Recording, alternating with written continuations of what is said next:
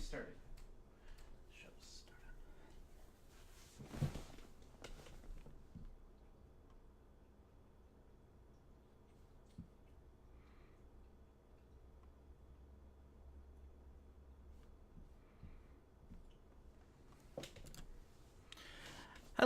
Hello, everybody, and welcome to Longer and Harder with who's this guy's name? Gospel Australia. The only video that I have made that's been demonetized because gay marriage and stuff and Muslims. I probably shouldn't put those two things in the same title and expect it to actually go well. But welcome. As always, we got a little bit of housekeeping to do before we get too far ahead of ourselves here. And hopefully is everything okay. Everything looks like it's set up right, so sorry, I'm trying to fix all the things here. First things first, housekeeping. I have a new channel art and stuff on my channel. As you can see, I have it on here, and there's just new channel art everywhere. So give me a, do you like it, do you not like it, whatever. Yeah, those 17 cents. I know it's not like I get a whole lot of money out of them, but it's still it's the principle of it all. I think it's kind of stupid to demonetize it because,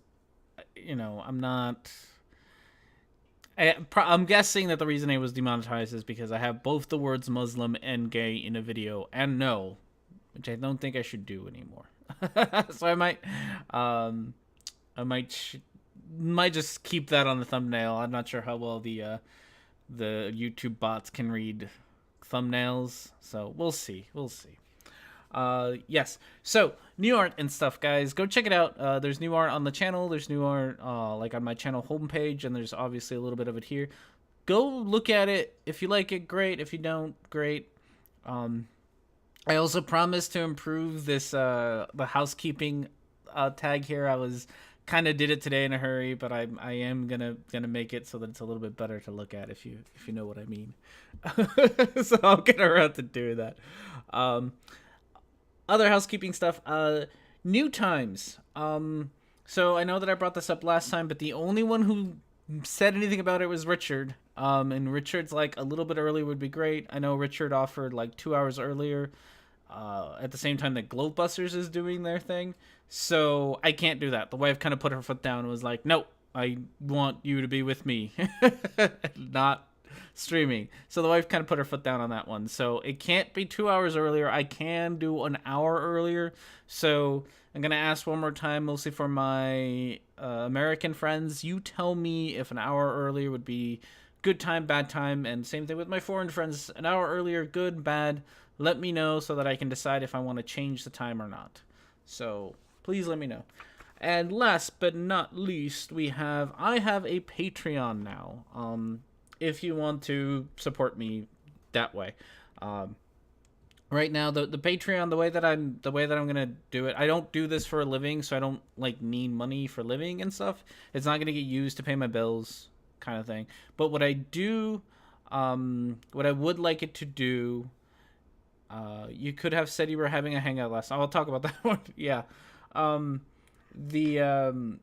So the Patreon, the way that it would work is just to help me improve my videos. So my video editing software is a little bit out of date, and I would like to update it, and that's like $40. And so if my patrons can help me do that, that would be awesome. Same thing, I would like to get a new headset. This headset that I use now is kind of it's kind of falling apart on me, and I need a new one of those. And I'd also would love to hire somebody to do some more professional art for my channel, because all the art that I do is mostly me, and I am obviously not a graphic designer. Look at the quality. But I would like to make the quality of my videos and the quality of my streams better, and the only way to do that at this point is to hire people to do it for me. So if you want to support me, there's a Patreon. There are links in the places and stuff. Go do that if you'd like. You could have said you were having a hangout last night. That was entirely just out of nowhere. I was not. The hangout that I had last night was a lot of fun. And even part of it I had to miss because I was trying to, like, it wasn't planned. It really wasn't. Issa, the original, which is Logic's wife, was having a hangout with some dude named Shifty Speak. And I was just sitting in the chat, just talking to them in the chat of that stream.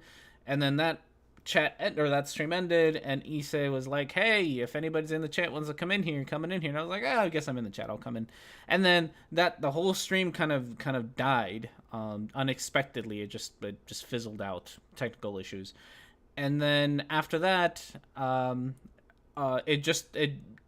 was like, "Hey, go do one on your channel." I was like, "All right." And then everyone showed up. It wasn't. Oh.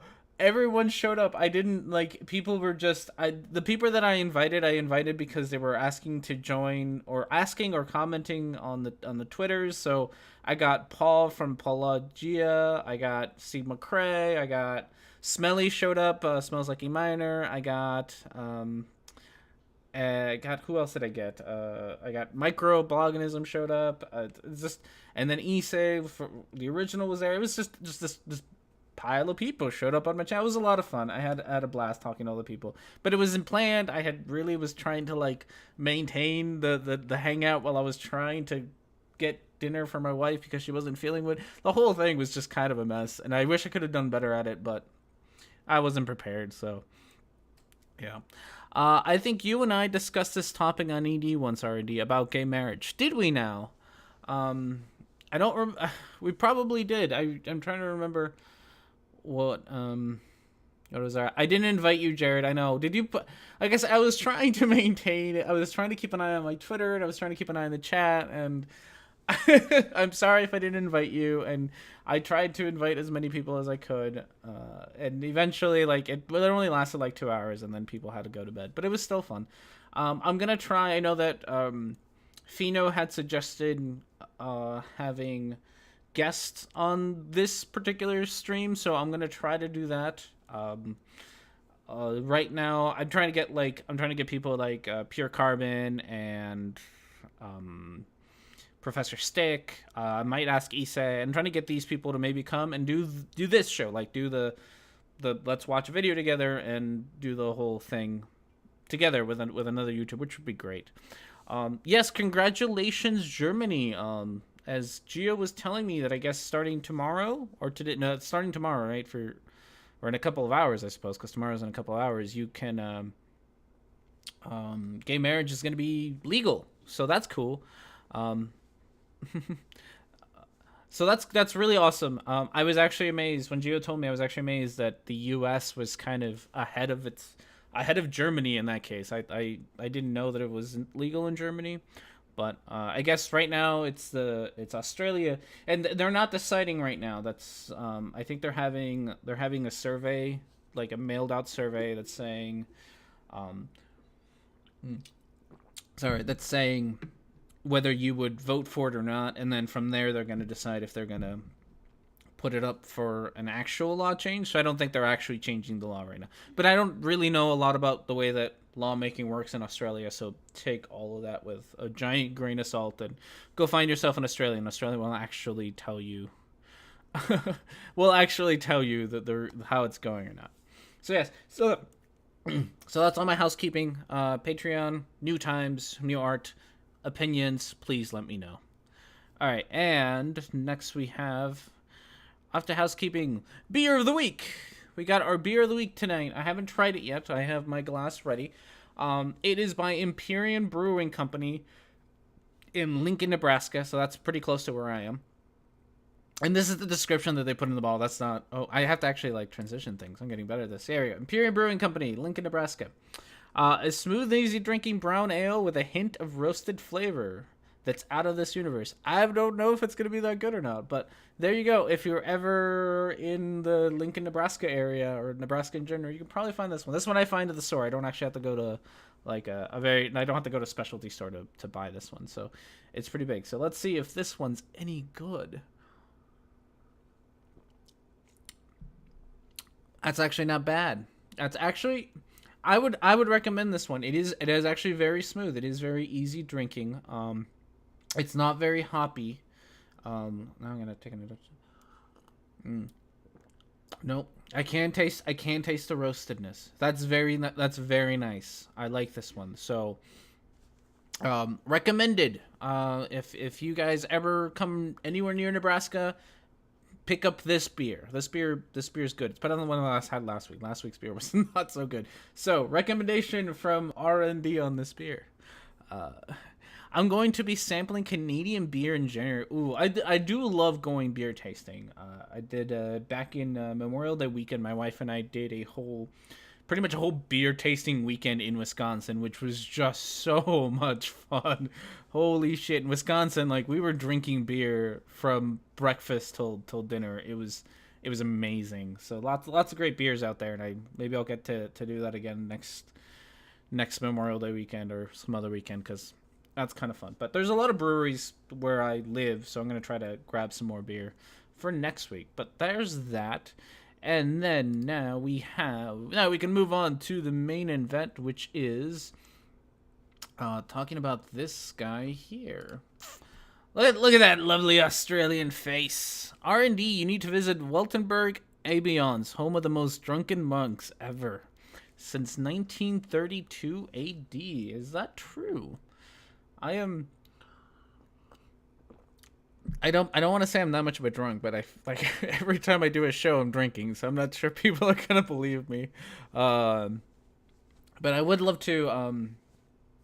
I do love going and trying out beer. I am a big beer fan. I lived in Wisconsin, and they have great beer on Wisconsin. I would love to go to Germany and try some beers out in Germany.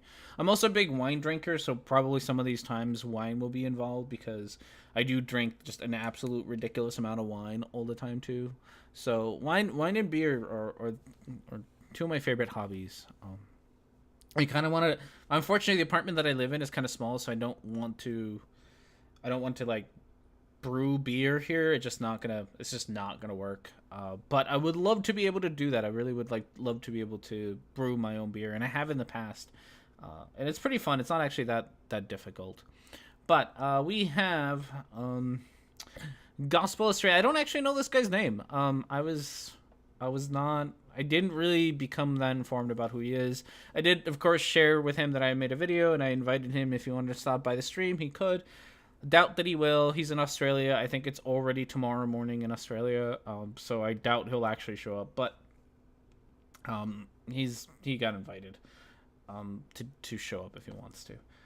And he's so if you don't know, Australia is right now having a survey on whether gay marriage should be a thing or not, which I'm actually surprised. I'm still taken aback at how this is still an issue in other parts of the world, because it hasn't been an issue in the States for 2 years now. I want to say 2 years, 2 or 3 years now. It hasn't been an issue in the States, and that is wonderful. It was a pain in the ass before that in the States because different states, some states allowed it and some didn't.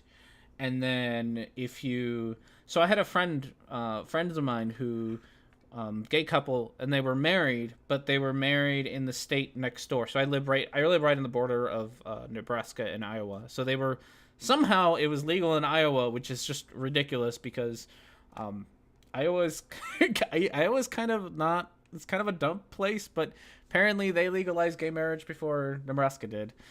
So they actually had to live and buy their homes and do a lot of their business stuff in one state over, so that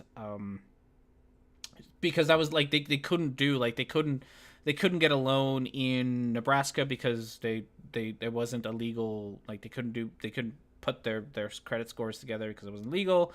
There was just a lot of nonsense that you had to do. So once, taxes and stuff, and once that changed, that was really nice because now it's legal everywhere in the States, which is wonderful, and as it should be. But apparently Australia doesn't have that, and now we're going to figure out why we shouldn't. Canada decriminalized homosexual marriage 10 years before the U.S. Yeah. I know that there's other places that got to it before the States did. I'm surprised that it took so long in the States, but, whatever. the thing about the states is that one sort of came from above, which is why they got faster than they would expect. Yeah. Um, it's interesting. The whole state things is always interesting because I do love the like, if you don't know how the U.S. works, we each have their like, each state can come up with its own laws, and it's almost, it's not quite exactly like this, but it's almost like each state is its own country and kind of decides what they want to do in their state, and then but that doesn't mean that the next state over has to agree with it, or even like they can be just like, no, who cares, right? So a lot of when gay marriage was a topic in the United States, a lot of conservatives took the instead of saying, oh no, I don't want gays to be I don't want gays to get married because I don't like it, instead of going down that route, they would say things like, I think every state should figure it out on their own and, legalize it if they think it's right for their state. And they're okay with doing that when it's supports them, but the moment that it's something else, like marijuana is going through that phase right now, where marijuana is legal, smoking it and all that is legal in certain states but not in others. I love this war about who produced the worst crap. I don't know. I want to be mad at you, Canada, because you just give us Bieber, and that's pretty awful. But yeah, like marijuana is the big one now. That, if you want to go for the state rights, then you should just leave states to do whatever they want. But a lot of conservatives are like, no, marijuana is the drug, it's a gateway drug, and before you know it, we'll all be smoking crack cocaine in front of our babies and crack babies and whatnots. And they're using the same messed up slippery slope argument that was used for gay marriage is now being used for marijuana. It's silly. R&D. The U.S. system is more or less the same in Germany as well. The difference is just that the states don't have certain competences. For example, regarding traffic laws, that's Federacy job. Yeah. There's a few things like licenses and stuff. So if you have like a license in California and you go and move to another state, the new state has to accept your license as a valid driver's license. They can't be like, no, you have to get our driver's license. Some states though can be kind of assholes about that. So if you move to a different state, they'll be like, no, when you must have a driver's license from our state. And that's mostly because that's how they can tax you. If you have a driver's license from a different state, then you are a resident of the other state, not the state that you're living in. So you're not really paying taxes into the system, and they don't like it when you don't pay taxes into the system. So they're kind of assholes that way. And depending on the state, some police officers will actually ticket you for that, for not having the license for the state that you live in. Some won't. Some don't care. So that's up in the air. But yeah, there are a few things that are left to federal law. And at the end of the day, the federal government sort of, what they say goes. So you can come up with whatever law that you want in your state. But if the federal government shows up and says, no, we're doing it my way, then you're just stuck that way. The federal government... since the Civil War, the federal government decides what happens. The United States has a president that is not competent for being a president. Truer words right there, Mr. Marcus. Okay, I don't know what the Portugal system is like, Nim.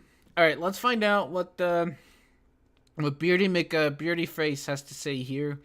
Let me know how the sound is, because like every other video, I can't tell how loud this guy is going to be. So let me know in the chat, please.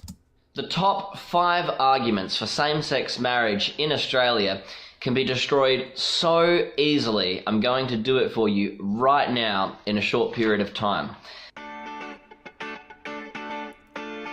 The first of those arguments is the most popular, and it's what you'll hear most frequently talked about on social media at this time, and that is, love is love. So, I love his what do you call this? His porn music in the background. I think that's really great. love is so at the end of the day, after watching this guy's video, like his biggest complaint was he is quiet. He's like up to the max that I can make him. I'm not sure I can make him any louder. I think that might have to do with his video quality is not very good to begin with. So that's about it. I can actually only make him quieter at this point. So I can't do much else about that. Sorry. 70s porn music, good stuff.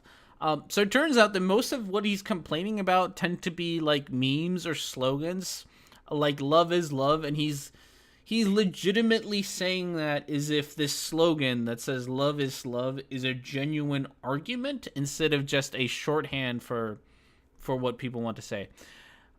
Here we go, rhetoric ad nauseum coming right up. Yeah. For a second there, I was like, "Oh shit, you're pissed at me. What did I do? I'm not that bad." Yeah. So he picks on. He's pretty much just picking on slogans. He's not actually picking on the argument themselves. And in a little bit, he's going to go into why "love is love" is a stupid slogan, without entirely understanding what the slogan is supposed to be about. Because remember, we're talking about gay marriage. Like that's the question, or that's the issue at hand. It's got nothing to do with anything else besides gay marriage.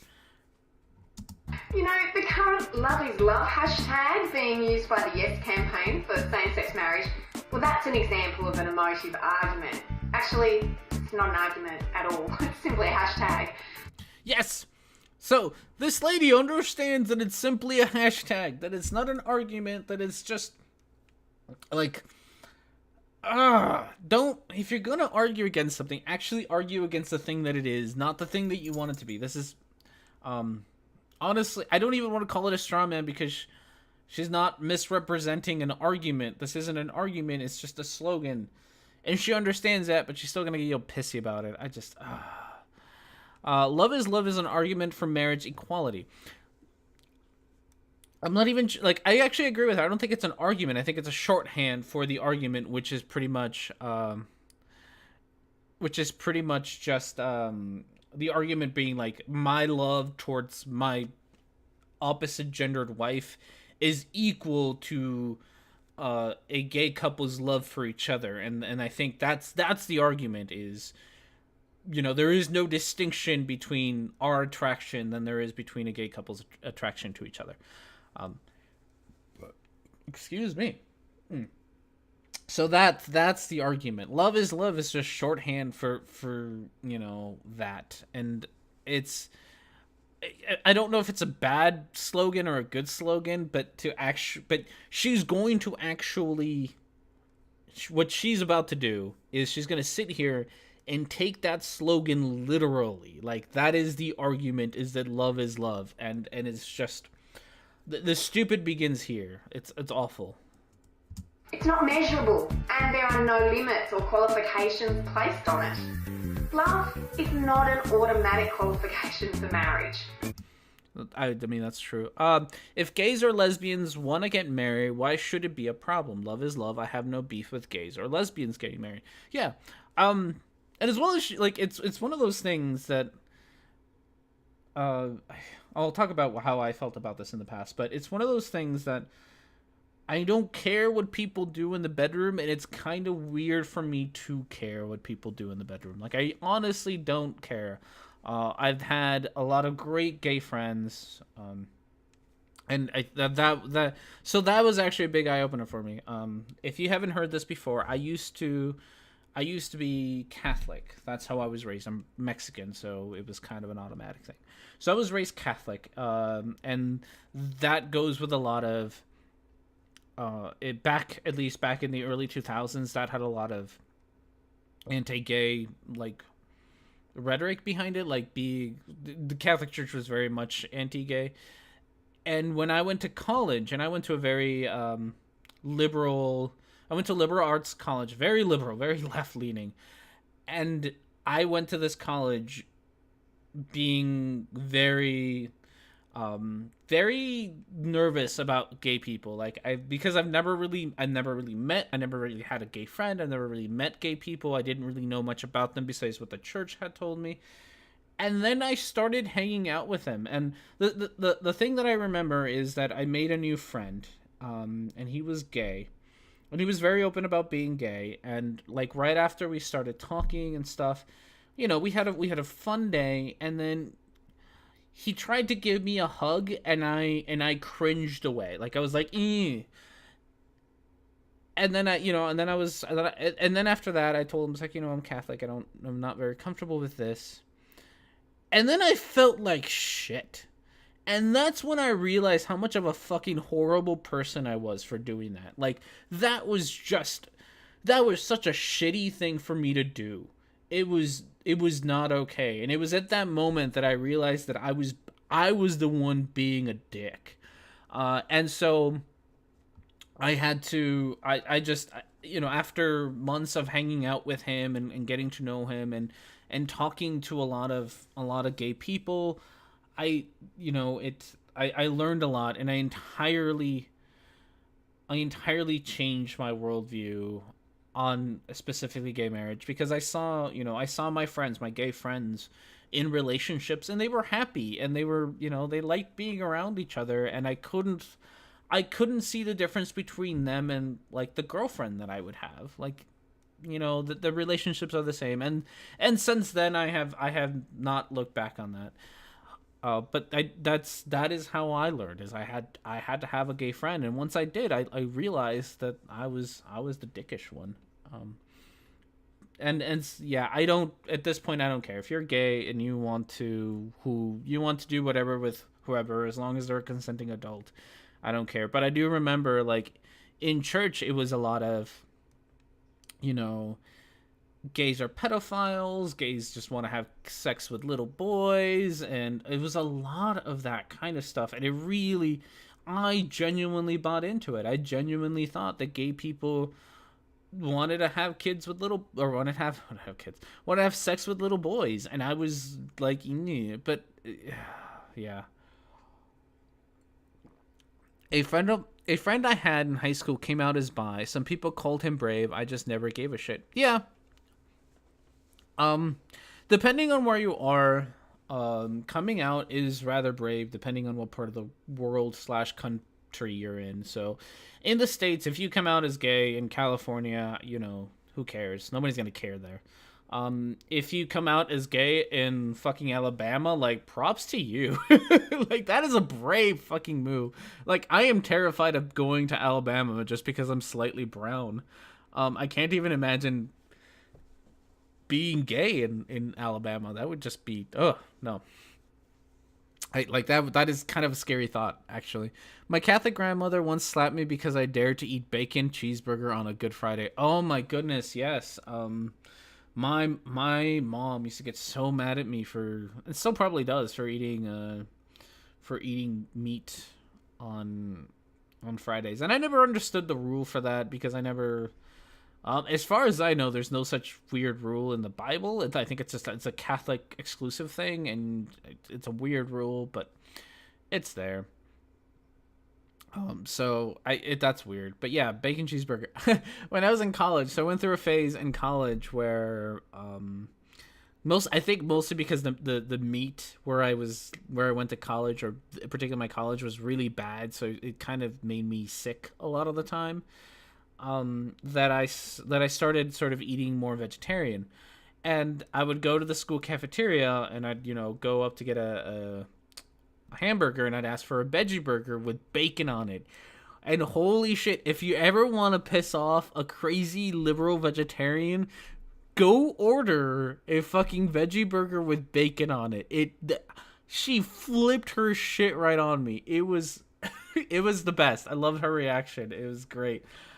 She like almost refused to do it. She's like, you can't put bacon on a veggie burger. It's like, fuck yeah, I can. I like veggie burgers, and I like bacon. Like, I don't understand why they have to be exclusive from one another. we were actually talking a little bit about like vegan food and vegetarian food last night as well. So if you get a chance, go check out the hangout I had last night. I wish I could have participated more, but it was a great group of people. So go check that out. The problem is peer pressure. In school, you're pretty much told being gay is weird and wrong. It's true. One of the schools that I go to here, that I go to like as my job that I go to here, there's this one kid, this one boy, who walks around in a skirt all the time, and like I can't because my job has weird restrictions on who I'm allowed to interact with and whatnots. But I really want to go up to this kid and give him a high five because he's out in the middle of fucking Nebraska wearing a skirt in high school. Like he's a ballsy motherfucker for doing that. Like that is awesome that he does that.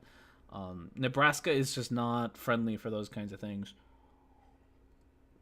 I've had if you didn't know, I think I've talked about it last time, but if you don't know, there's a big debate in the States right now about standing up for the Pledge of Allegiance or the national anthem and stuff. And at the school that I go to, the same high school that I go to, because I'm usually there during lunch, there was a table of boys sitting next to me, all just like up in arms that there were kids in their classroom who weren't standing up for the Pledge of Allegiance. Like they were almost quite at the violent, like, fuck him, this is America, fuck, blah, blah. You know, it was like that. And that is kind of the culture that I'm surrounded by here in Nebraska. Is you get a lot of that, a lot of just absolute hate. If you're not flying a giant American flag off of your big red truck, you're not a real American where I'm at. And it's so this kid with a skirt is fucking ballsy, and I love him. And one of these days I'll have to give him a high five because that's just fucking amazing. And there's a few other kids like that I've seen. Like there's this very butch looking girl who like is always, she's just like, no, I'm gonna fucking be butch. Fuck you, girls with skirts. Like this school has I've seen a few of these kids, and I love these kids. I don't even know who the fuck they are, but I love these kids. Maybe one of these days I'll be able to high five them for their awesomeness. I love my children, but I can't, nor would I want to marry them. So see what I said about not fucking understanding the argument. So because the slogan is love, she now thinks that love is love means like love between parent and child. She either I'm gonna assume that she's doing intentionally, that she intentionally misunderstands what the argument behind love is, and she's just gonna be like, no, love is not the same. And she's about to say that she'd never marry her son or her daughter and stuff. It's like that is not the issue at hand. The issue at hand is not whether parents can marry their children. The issue at hand is whether consenting adults can marry each other. And so she's entirely just like, no. And that's her whole argument, is just this, like, you know, I love my kids, but I'm not going to marry them. Maya Skill, May Skill. I don't know. I'm sorry. I'm like terrible at reading. Welcome to the stream. Having grown up in Norway, a slightly more than 100-year-old country that also went through Nazi occupation with a lot of rebellion, the whole thing about not standing for the anthem doesn't make sense. How so does it not make sense? Like, what part of that doesn't make sense, if you could clarify? Well, we'll have had gay marriage since 2003, and we had pedophiles, so that's obviously at fault. Yeah, I know. It's...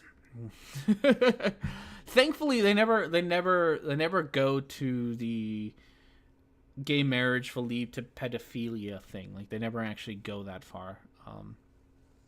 She might later on, but they never. She might personally, but they never use it in this video. They never go that far. They go to at the extreme. At the extreme of this, not the extreme. At the bottom of this slippery slope is Islam. That is what this gentleman here, this Australian bearded man, is going to happen, is that if we allow gay marriage, Muslims will take over Australia. I don't know how that works, but whatever. I think your ideas of them is always stupid. Of doing stupid things purposely is not always true. Yeah, no. That assumes malicious intent when stupidity could be the reason. You're all right, little Billy. It is not. It's not necessarily that she intentionally misunderstands this. That is entirely just me assuming things. And you know what happens when you assume things. But that's how I. That's how I see it. I don't. I see her as intentionally doing it. She could legitimately be an idiot who doesn't understand the English language. Or she could intentionally have, not intentionally, she could have just heard this argument off of whatever conservative news outlet she listens to, and is just regurgitating it and isn't actually thinking it through. Well, both sides don't make sense to me, but only in the sense that I don't get it. The same goes for most of my family. Okay, so on the taking a knee side, on the people who are not standing up. Okay, well, I guess I'll keep reading instead. On one hand, we try to make our country better, but in the end, it is our country. We've managed to keep it that way since breaking away from Sweden. Okay. And this is entirely your perspective from you said Norway, so okay.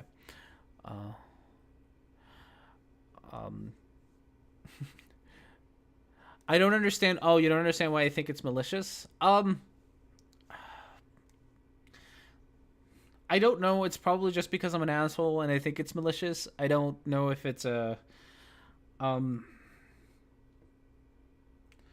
yeah, I don't know. I don't know why I think it. I'm gonna have to put some thought into that, little Billy. You are making me think. Thank you for making me think about why I jumped straight into the conclusion that people are doing it for malicious reasons. That is something that I am assuming without any real evidence for assuming it that way. So I will give it some thought, and I'll get back to you about it either later in this stream or next stream. I'll try to remember, but that's going to make me think about why people are doing that.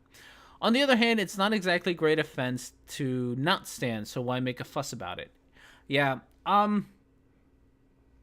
So it's on the one hand, it's a protest, and protest, to be effective at protesting things, you have to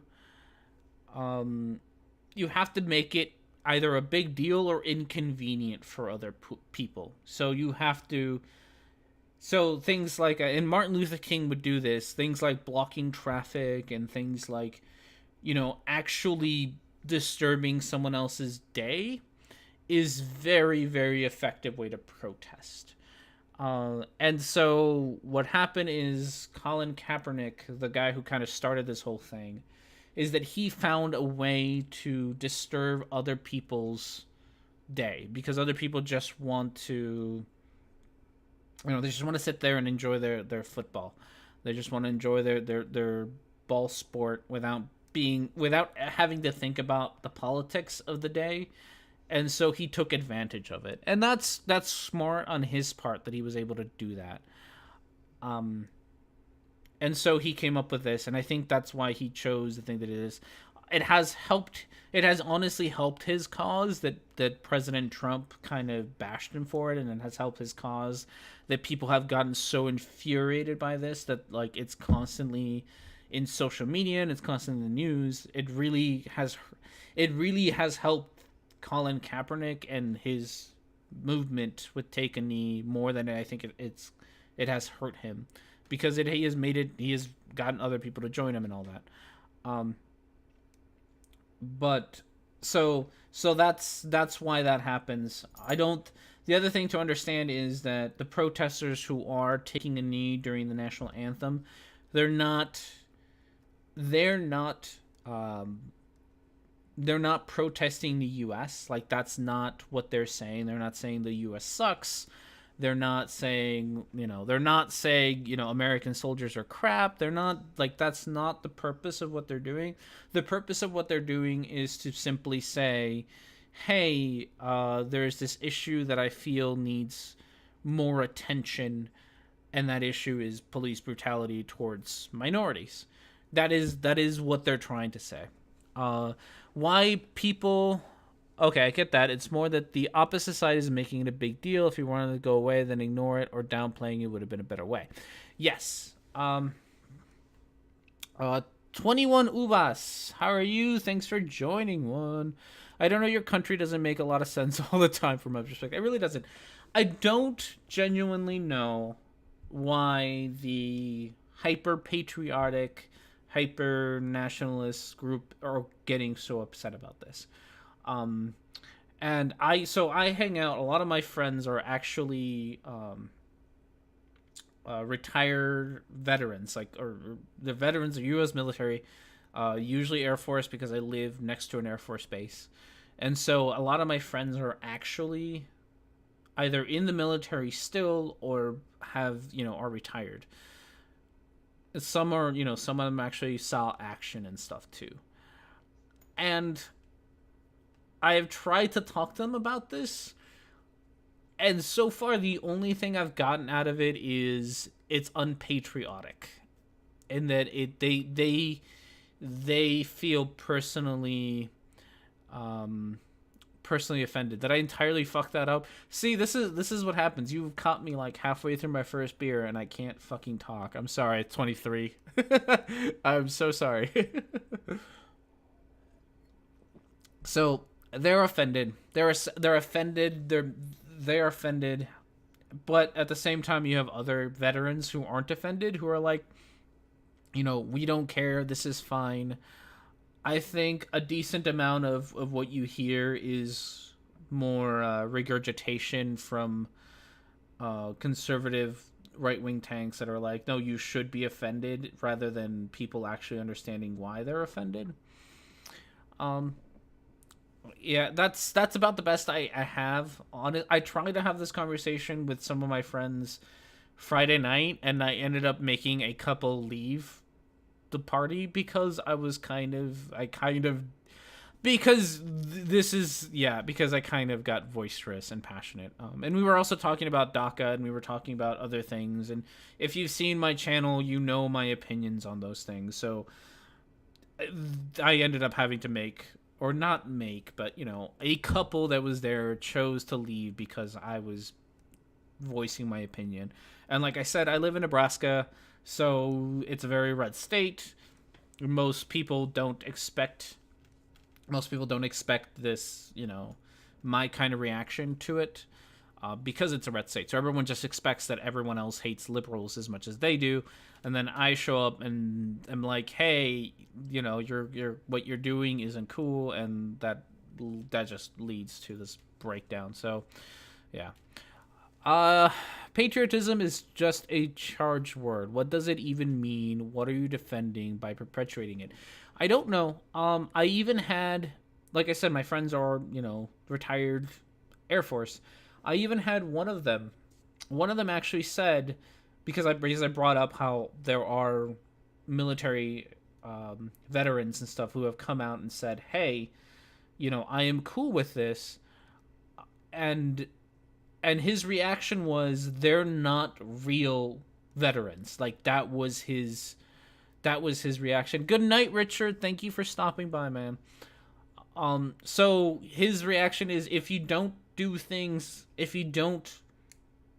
support this movement, no matter how much work you brought into it, no matter if you lost somebody, you lost a limb, you whatever, you are less of a veteran, you are less of a soldier than he is, just because you don't want to stand up, or you support the people who don't want to stand up for the national anthem.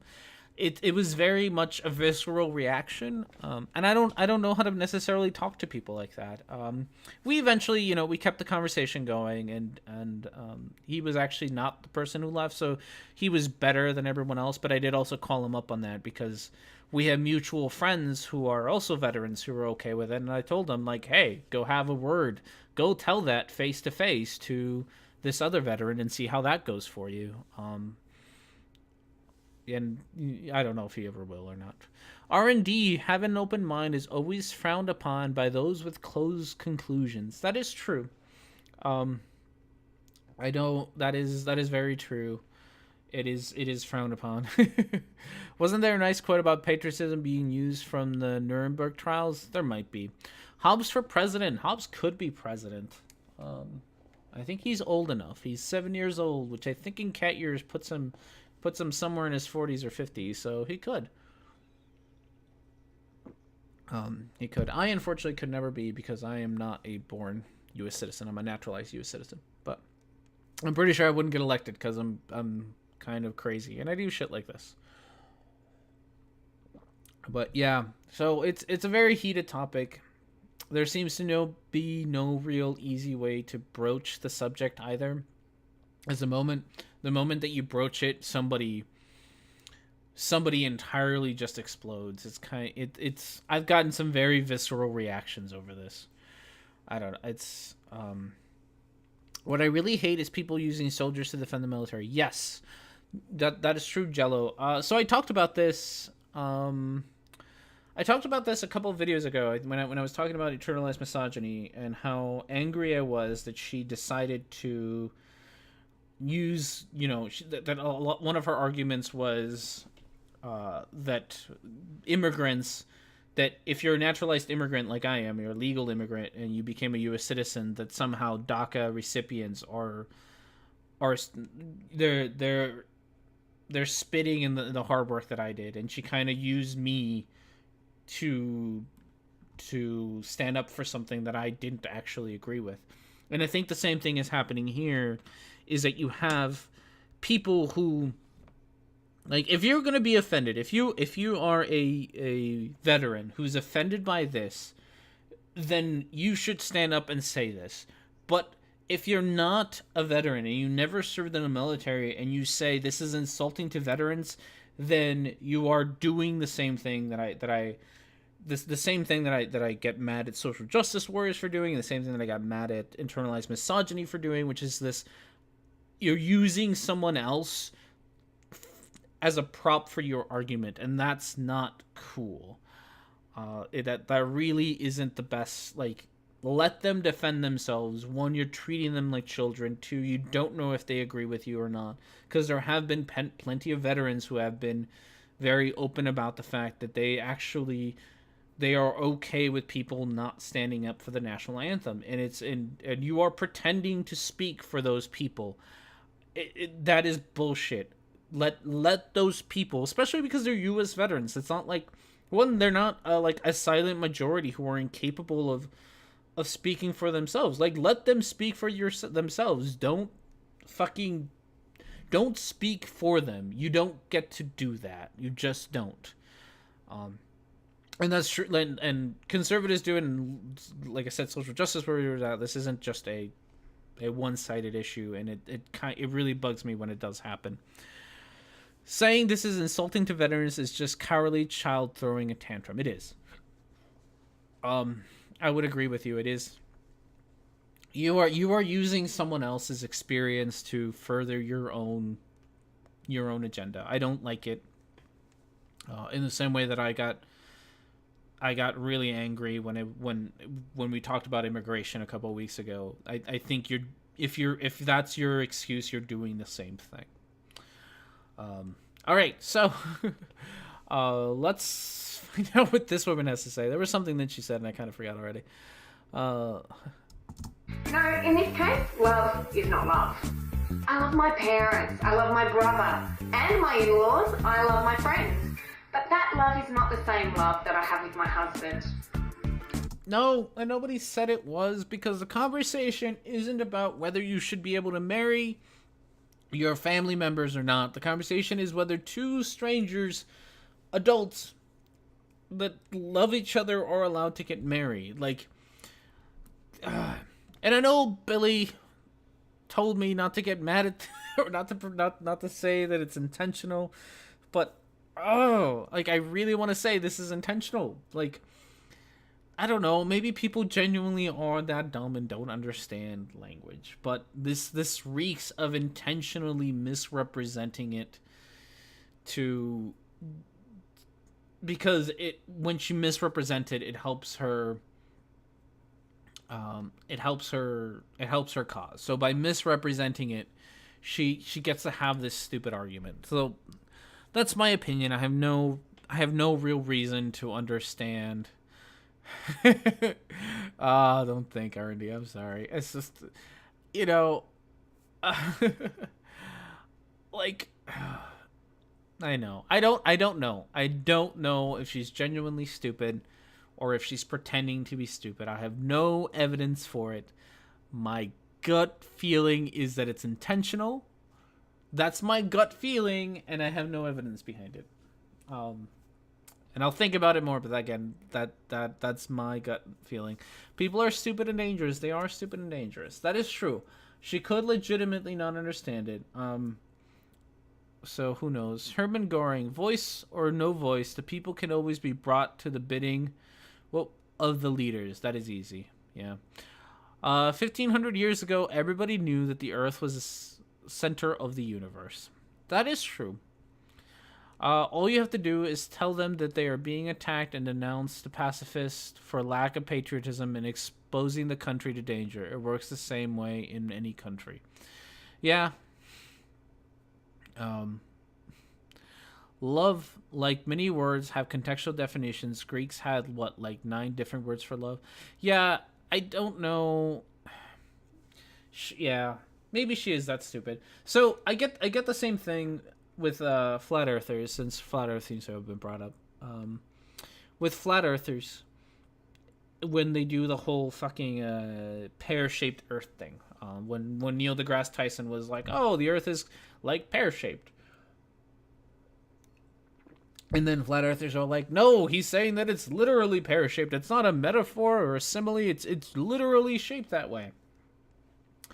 And part of me wants to be like, no, you can't possibly be that stupid.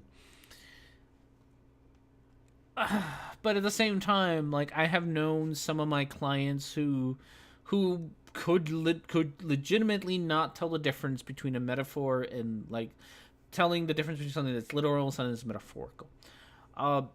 So I used to have a client who, this specifically is something I had to work with him on, because early on, one of our first sessions together, we were having fun. He was doing a great job, and I told him, "Oh, you're doing great. You're on fire." Which, if you're in the States, you're on fire means you're doing great. You're doing awesome. He started freaking the fuck out because I had just told him that he was on fire. And then I had to explain to him the difference, that being on fire doesn't literally mean being on fire. So it is feasible that people don't understand the meaning of words. I think it's more feasible that she hasn't genuinely talked or thought about this all the way through.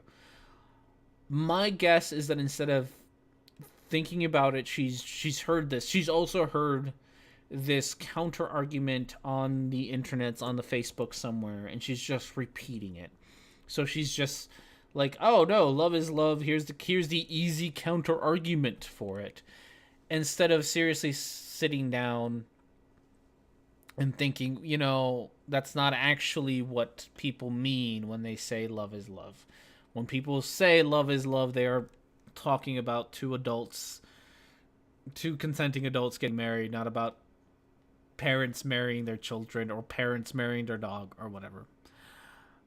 So little Billy is right in scolding me for thinking that this is ill intent. It's probably not ill intent. I could see it being just either a reaction or she's just regurgitating what she's heard before.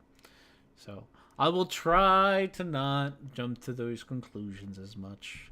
It's going to take me a while, but thanks for calling me out on it. It will take me a bit because I'm a slow learner sometimes. But thank you for calling me out that I don't have a real reason to believe that she's intentionally misrepresenting this. I discriminate when it comes to love in my life, and so do you. Yeah, and so do gay people. Like, gay people also discriminate. Evil Bankai. Hey, Evil Bankai. How you doing, man? Thanks for joining. What's your opinion on Kraut's video about race and IQ? Crowder or Kraut?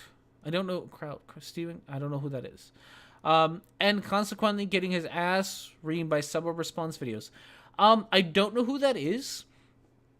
Put the link in the put a link in the chat or send it to Geo, and Geo will actually put the whole link in.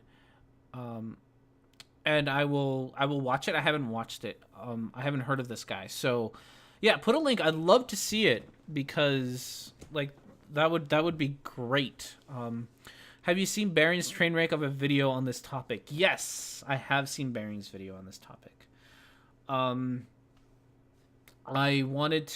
originally actually wanted to make a video on Baring, but then Dusty from Cult of Dusty beat me to it, and so now I can't.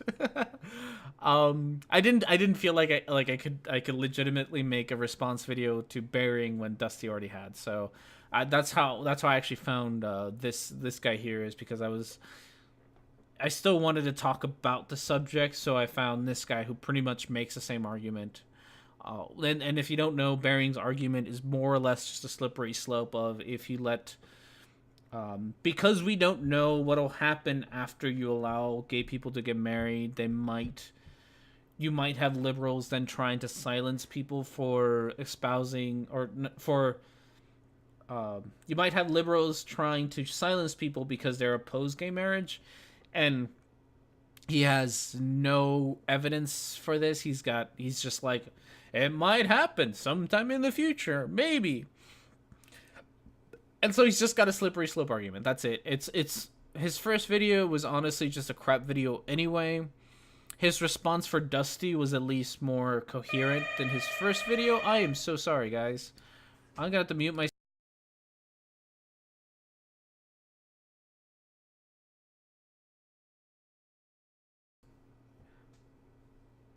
Alright, apologies. Apparently I'm really sorry if that broke your ears. My Amazon delivery showed up. That was the delivery guy. I'm really sorry. So yeah, all it is a slippery slope argument. That's all it is. That's all it has been. That's all it will be. So excuse me. I'm gonna pause so that...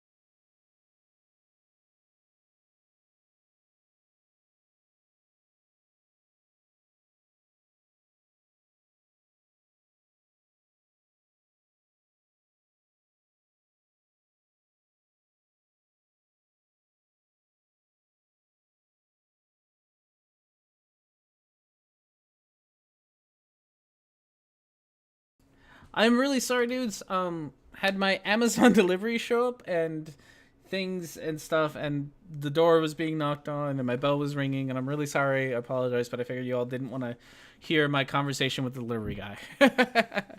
But there was a few comments that I want to read. How do I post a link? No, you can't post a link. I would private message Geo. Geo will probably, hopefully, take care of it for me. Please, thank you. So that everyone can see it. I saw something else that I wanted to. R&D, can there ever be a crossover with Vice Rhino? That might be fun. I have to start talking to other YouTubers. I am trying to get land shark. I am trying to get other YouTubers to. An idea that I'm throwing out is to try to figure out how to share my screen and sound so that I can have other YouTubers here for this stream in particular, so that we can, maybe sit down and two of us watch a video and rip it apart, just like just like I would. So that's a thing. And I am talking to a couple of YouTubers about that, so that might happen. I don't know if you guys want to encourage Vice Rhino. That would be great. I do love Vice Rhino. He's a pretty awesome dude. He makes some really great videos. But yeah, so Thar, yes, the butt plugs couldn't wait. I'm really sorry.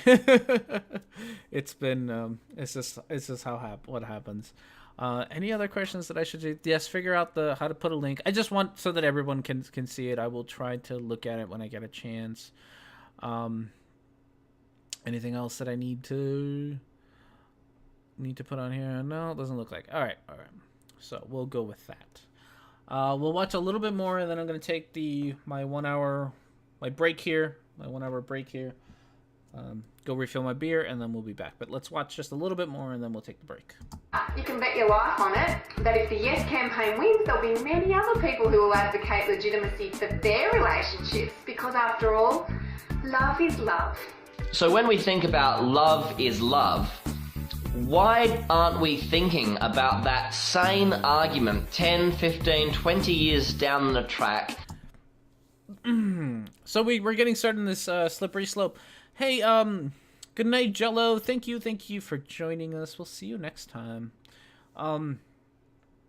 So why is so yeah, we're starting off on our slippery slope, like right off the bat. It's, we got to think about it. We got to think about this stuff in the future. Some parent might advocate being able to marry their own daughter. Some dad wants to marry his own daughter. Why aren't we thinking about it now? Because that's not the fucking argument right now.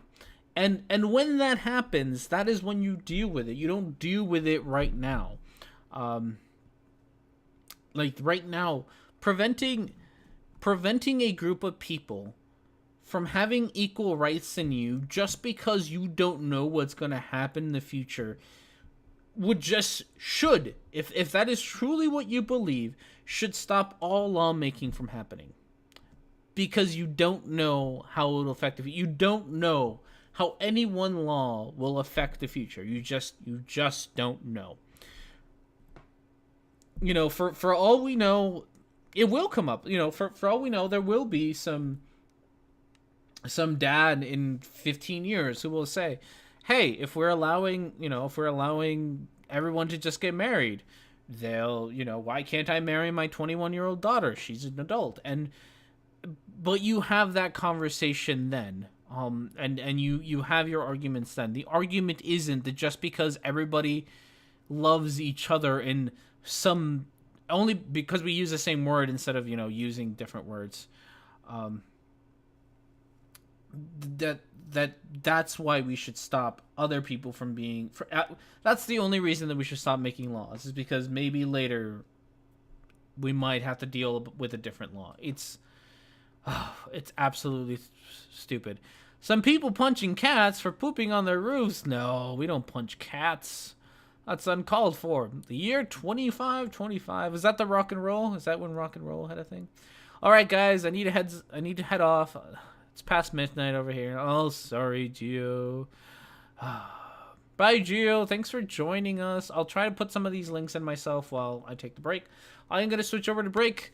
Quick vote, guys. Do you want the music or not? Try to decide sometimes quickly, because otherwise you're just going to get it whether you want it or not, because I'm too lazy to turn it off.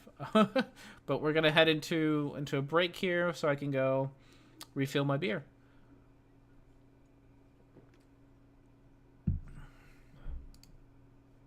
See, I told you you're not going to get to decide.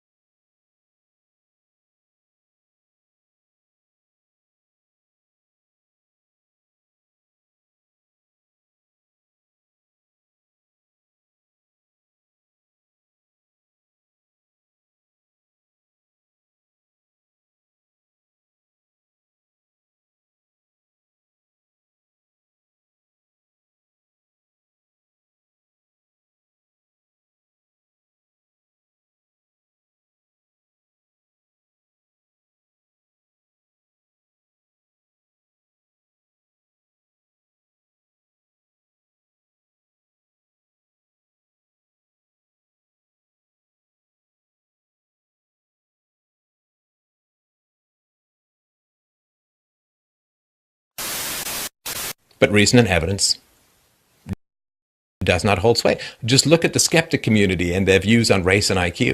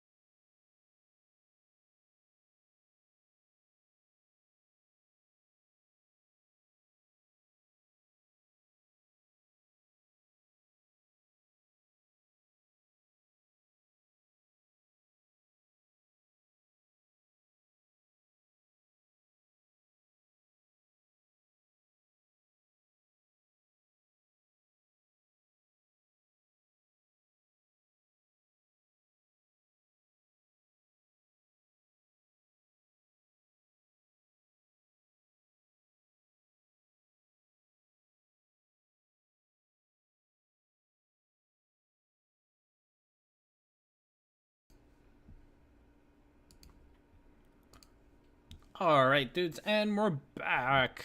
I see the chat is chat kind of devolved into some rather kinky stuff there. I'll have to watch that. I'll watch that video when I get when I'm all done here. That'd be interesting to hear what that is. That so I'm okay. I gotta write things down because if I don't write things down, I'll forget them.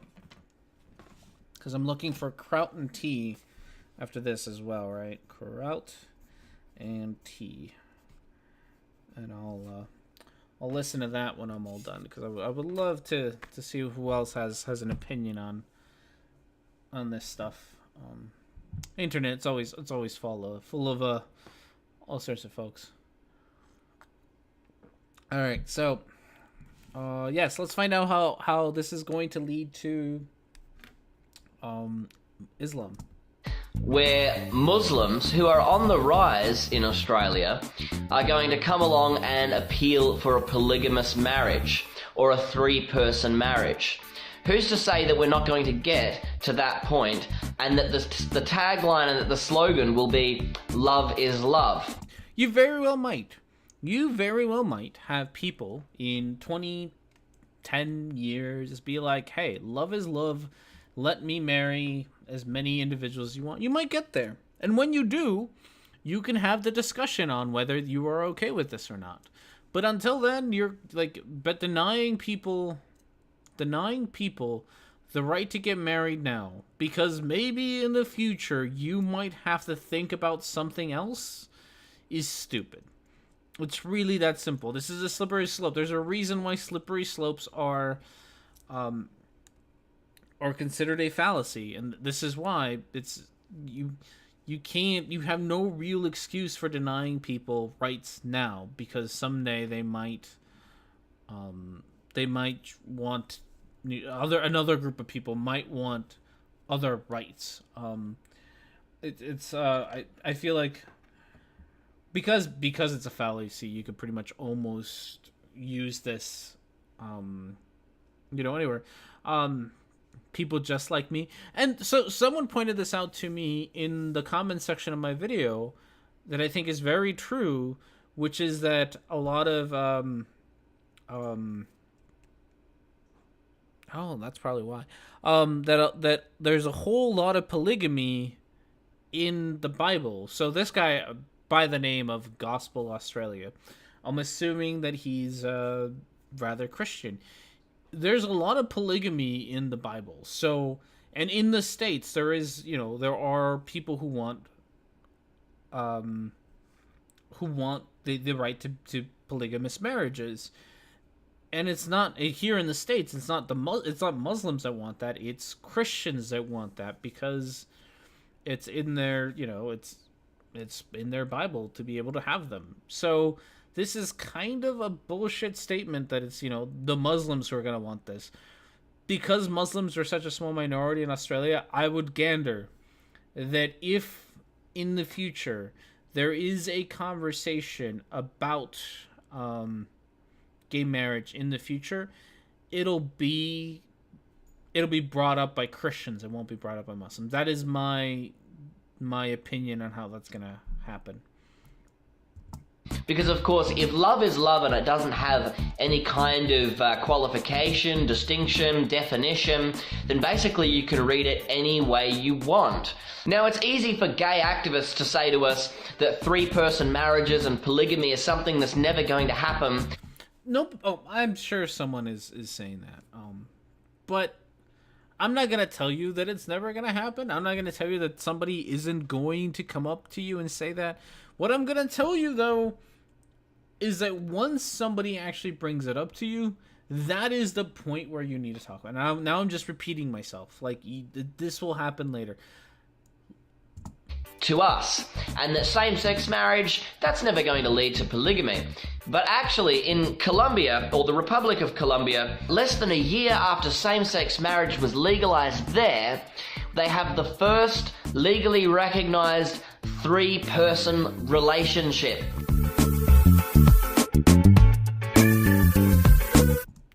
Oh, the horror of 3 adults being married to each other. Just so terrible. So I will give these guys props for actually having a polygamous marriage that's like three men, as opposed to how it's usually done. Not that it's done in the States, but how it's usually proposed in the States, which is to have one dude with a harem of ladies. So I get the feeling this is probably a little bit more consenting. Like, I'm pretty sure everyone kind of agreed on this, because one, because they all look like they're consenting adults, and 2, because it doesn't seem like it's a religious thing. It's like we like each other, so the 3 of us should get married. So yeah. Hey, little Billy, welcome back.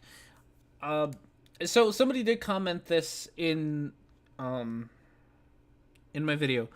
I genuinely don't care about polygamous marriages. I don't, and I don't care either way. Like, I'm not gonna advocate for it because I don't care. Like, I feel no need to have one, so it doesn't affect me any. But I'm also not gonna be like, no, people shouldn't have it. I don't know the like it's such a non-issue right now that I can't possibly have an opinion on it. Besides, I don't care. I don't think if it ever got proposed in the U.S., I'm not going to sit here and protest it. But I'm also not going to be like, hey, we should do it. Like I genuinely don't care. My problem, and then I say that because my problem with polygamous marriages, at least in the States, is that it's usually religiously driven. And what usually happens in the States is you have some, like, 50-year-old guy who gets to marry, the 16-year-old girls in his congregation. And that's not okay in any way, shape, or form. And a lot of that is done through manipulation and through, it's not, that one there is kind of shady. This one here, this at least from the picture, this seems like it's 3 consenting adults. Like, they are all very, very well, at least I would hope, aware of the consequences of this kind of marriage. I don't think you can say that for a 16-year-old marrying a 15-year-old because he's the head of the church, which is what a lot of polygamous marriages in the States, I don't think they're legal, but religious polygamous marriages in the U.S. are like, it is this, the priest or the head of the church actually just grabbing the youngest girls to have their way. I also sent you the video links to Kraut and the responses. Thank you. I will get to them. I will thank you because that'll make it easier for me to stick them in the description. I will try to do that. Thank you. It's the unbalance of power dynamics that can be worrying. It can be. So I think polygamous marriages, if it's 3 consenting adults, I have a hard time caring, but I that one I think is a little bit, because of the history of polygamous marriages in the U.S. particularly, I think is one that we have to tread carefully to make sure that it is, if it ever becomes a legal thing or we ever have a question about legality about it, we need to actually think about how we want to set that up so that people can't abuse it in that way that it is abused nowadays with one dude having a harem of ladies because reasons. Or a 17-year-old woman marrying a 80-year-old rich man. Again, if it's, and the problem there is, we have questions about, when is a minor, and it starts becoming complicated in that case. The nice thing about 2 people is that it's very simple. Like, 2 people, it's a very simple equation. Once you start adding other variables, it becomes harder to parse out. I know. I miss Hugh. Yeah, Hugh Hefner was a wonderful dude. Here's my drink to you, Hugh.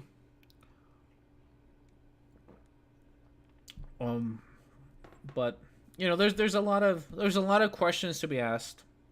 Poly, that's fine. Like, and like, there's a lot of questions to be asked, and the only reason that I feel like it needs to be scrutinized is not because I don't think that multiple adults can be married to each other.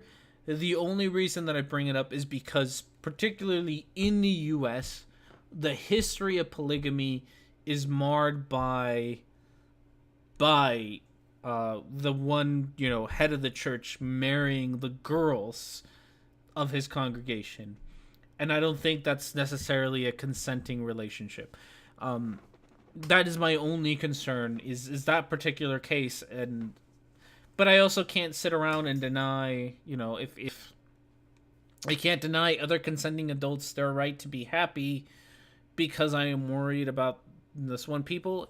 That one's going to be harder. When it comes up, I will probably think about it more. But like I said, it's a non-issue right now. Like, nobody is really asking for polygamous marriages. When they do, and they want to bring up their arguments for it, I can listen to it, and then I can listen to the counter arguments. Right now, it's really hard for me to decide because I don't know what the arguments for polygamous marriages are, and I don't know what the arguments against polygamous marriages are. Like, I don't know.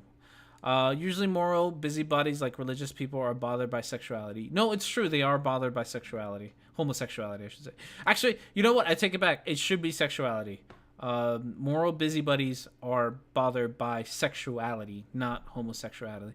I'm actually not sure which benefits I would get from being able to marry to them, but who cares about the specific past? It literally doesn't matter.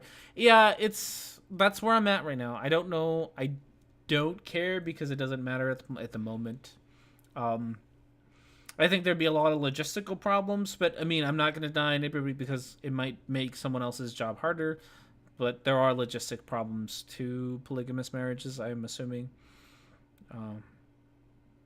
Yeah. And there might be health insurance, it might be, and that is actually a good question. How, like, there's going to be, if polygamous marriages come up as a legal thing, I think the biggest, and I don't even know if it's an argument against it. It's just going to be the work that we have to put in is how do we figure out the logistics of it all when it comes to inheritance, when it comes to hospital visitation rights, when it comes to health insurance rights. Like, is a health insurance company, I'm pretty sure health insurance companies are going to be pissed as hell if they have to now have a policy that encompasses 3 people instead of just 2 people, or maybe they won't because they get to charge more. I don't know. Like, it's one of those things. It's gonna have to wait until it actually gets there. Like, once those issues get brought up, I think we can discuss it. Until then, I don't know. And the people that marry trees and buildings, that has happened. It's weird. There was this great case. This crazy conservative Christian decided that he was going to, like, throw a fuck you at gay marriage by attempting to marry his laptop, his MacBook. Yeah, he tried to marry his MacBook. That was his whole thing, is he was going to try to marry his MacBook. So he went to a judge to get it, and then he's suing the state or the city, and I think the state, because they won't let him marry. And one of the actual judges, because I think it's like a 2001 MacBook, or 2001, 2002 MacBook. I think it's a 2002 MacBook. And the one of the judges that he spoke with actually said, no, you can't marry your MacBook because it's underaged. And that I just find hilarious. Yeah, that's just the best. Like, it's underage, you can't marry it. Oh, that was one of the best reactions. That's one of the best fucking judgments I have ever heard of, is a judge saying that. And it's such a stupid thing and Christian conservatives thinks that this is an actual issue. Like, people actually want to marry their computers, or people actually want to marry their buildings or their trees or whatever. And even if they did, like, pretending that, let's say, people actually wanted to do that, that is when you start talking about that topic, is when you have some crazy person actually say, I want to marry my dog, I want to marry my whatever. Until then, like, it's a non-issue. It really is. Hey Gonk, thanks for joining us, dude. I don't think I said hello to hello Dope Sick. How's it going, man? Thanks for, I've been reading your comments. Thank you. Nuns marry Jesus and abstinence. That is a weird one. I have heard that one. Like, yeah, marrying Jesus is weird. So when Christian conservatives say things about marrying, about marriage being weird, that's kind of one that I want to point things to, is like, you are marrying an imaginary figure. They aren't real. That is not a real thing. Oh my goodness. All right, but yes. So this was a thing. I didn't vet this. It looks like it's from the BBC News. And I'm fairly certain that it's probably a real thing. I don't care that it's a real thing if it is, so I'm not going to get bothered by it. But this guy certainly is. My vacuum cleaner is the only thing that understands me. I bet it gives good blowjobs. And yes, we just went there. Oh, chat, you will get me demonetized. All right, let's keep it. Let's find out how Muslims play into this. We need to ask, why is the Muslim community in Australia so very quiet about same-sex marriage? And the reason is very obvious. Same-sex marriage is a stepping stone to polygamy. Same-sex marriage is a stepping stone to Islam. Like, that line, when I first heard it, I couldn't stop laughing. That gay marriage is a stepping stone to Islam is goddamn. Like, I picked an extreme in my video, and I entirely understand that not all Muslims want to do this, but Islam is the church that promotes or at least moves people to throw gays off of rooftops. Jeez, like, sorry, I have to like calm myself down. This is so stupid. And again, like, so polygamy isn't entirely it's not exclusively a Muslim issue. Polygamy appears plenty in the Bible. Polygamy is in the States pushed by Christians when it is pushed. This isn't exclusively Muslim. It's not like Muslims are the only ones going to say this. I'm pretty sure, again, like, Islam is about as anti-gay as Christianity is. So I don't understand how these two things connect. Hey, Rage Man, how you doing, man? Thanks for joining. Defining marriage at all is stepping stone to insert slippery slope here. Yeah, I know. Redefining a word. And I think he actually goes for the redefining a word thing here at some point. He probably haven't heard that in Muslim countries it's raining gays. It's probably raining men. Hallelujah. Oh, Parano fucking beat me too as I'm sitting here. It's raining men. Yeah, it's stupid. It's honestly such a stupid argument. Besides the fact that it's a slippery slope. It's a slippery slope that leads to Islam is even stupider. Like, those two things don't connect at all.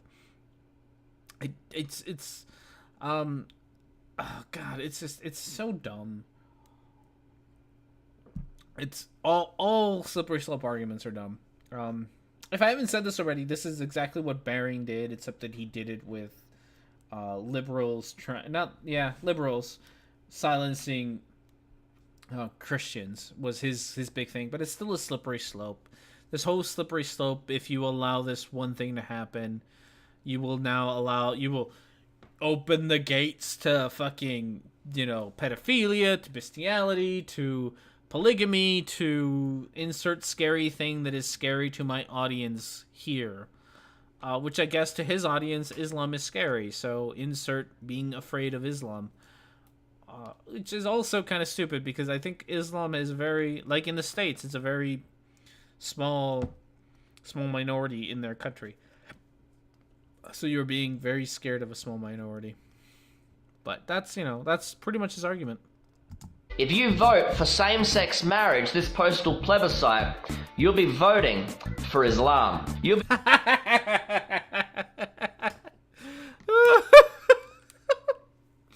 Oh no! You'll be voting for Islam, guys. Oh, oh my goodness. You wouldn't want Islam in your country. How horrible would that be? And Islam is terrible. Don't take my defense of Islam here as an advocation of Islam, because Islam is a terrible religion. But I think all religions are terrible religions. But this is just like, goddamn, like, your fear mongering on Islam is fucking hilarious. Like, oh no, there might be more Muslims in my country. How awful is that? Oh. Casting a vote for polygamy. You'll be casting a vote for legally recognized three-way relationships, and who knows where the slippery slope will descend from there. You fucking called it a slippery slope? Oh. I kind of forgot you did that. Ah. Dr. Phobos, thank you for joining the stream. A small I'm gonna read your comments as soon as I stop laughing over this nonsense. I can't stop laughing about how stupid this is. A small minority with a penchant for using bombs and trucks to culturally enrich people. Yeah, no. And I understand. Like, I'm not a fan of Islam, and I do understand the dangers of Islam. Like, don't get me wrong. But it's still like it's still fear mongering at its best. Like, most Muslims aren't gonna do this, and he's fear mongering, and I think that's more the important point. I do understand that it is a very violent small minority. I don't know how many terrorist attacks Australia in particular has had. So I don't know how that works in Australia in particular. And that might be worth looking into. Yeah, you mean the same Islam where the throne of Allah shakes every time two guys do the nasty? I know, right? Yeah, this whole three-way, like, so no, this is a very specific issue. So it's a very specific question. Like, the question being put to the Australian people is not, do you want polygamous marriages? That is not remotely the question that is the question is entirely about gay marriage. And to pretend that it's anything else is either a slippery slope or fear mongering. That's about all it is. I don't know if necessarily, and I'm also not Australian, so correct me if I am wrong, but I don't know how much of a threat Islam is to Australia, honestly. And it might be, and again, I don't know, but like here in the States, there's a big fear mongering for Islam, and it's unjust. Like, it's not justified for people in the U.S. Like, if you're in the U.S., the likelihood of you being attacked or killed by a Muslim extremist is extremely low. I understand that this is different in the Middle East. Like, in the Middle East, Islam is a big fucking problem in the Middle East. And I entirely understand those fears if you live there. And while you don't, like, in the Middle East, while you might not want to promote Islam because Islam has done violent or horrible things in the Middle East, but in the States, it's not like Muslims in the States aren't any more violent than the Christians in the States. If not less violent. We do live in the States. I live in a country where Christians have killed gay people, maybe not done things like burn them alive, but they have attacked gays for being gay. Christians have done that. So, I think in the States, if being afraid of Christians and Muslims, you could pretty much be afraid of them equally. I don't think you need to be afraid of one more than the other. I think they're both ridiculous. But again, I think they're both ridiculous anyway, so. Muslims burn gay people alive. They do. They throw them off. They throw them off rooftops. They're not nice people. They really aren't. I don't think the state should be involved in marriage. That's actually a very good point. It's interesting. I kind of agree with you. I don't think it's possible. I agree with you, but I don't think it's possible because it's already ingrained in government. Like, it already is. I don't think you could legitimately separate those two. I don't think you could separate them.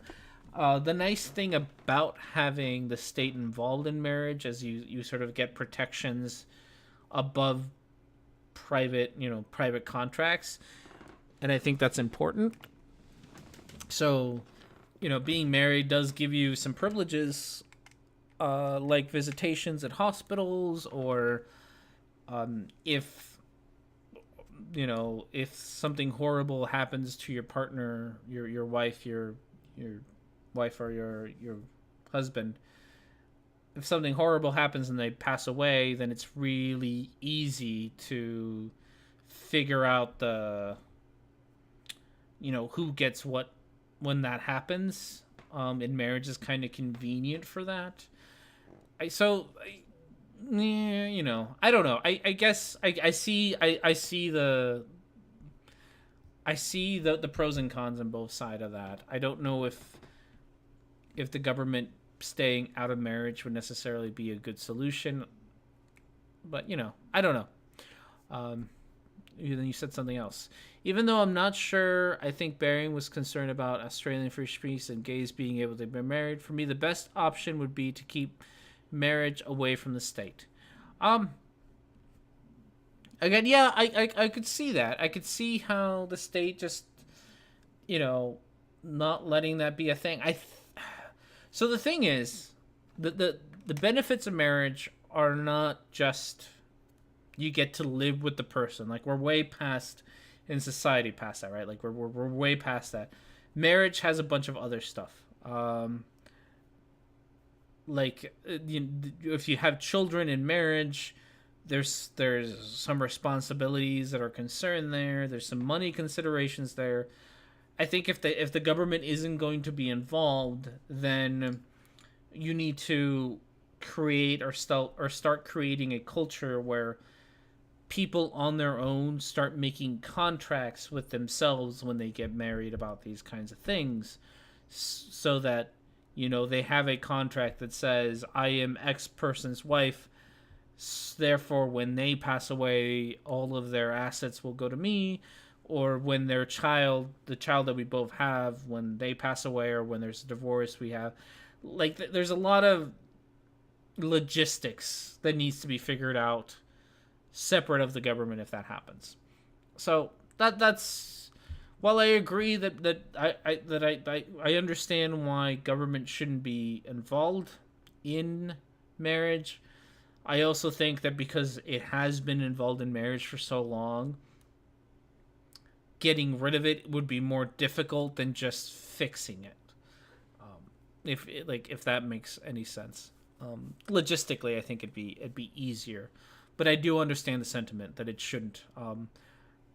And the other thing is, you really can, if you want to. So, and this is true for like polygamy and other things, since this guy has brought it up. Like, this is also true, is that if you want to sit down in your church and have a polygamous marriage with two other adults in your church, and then live with them in your home and share things and stuff, you are perfectly within the law to do that.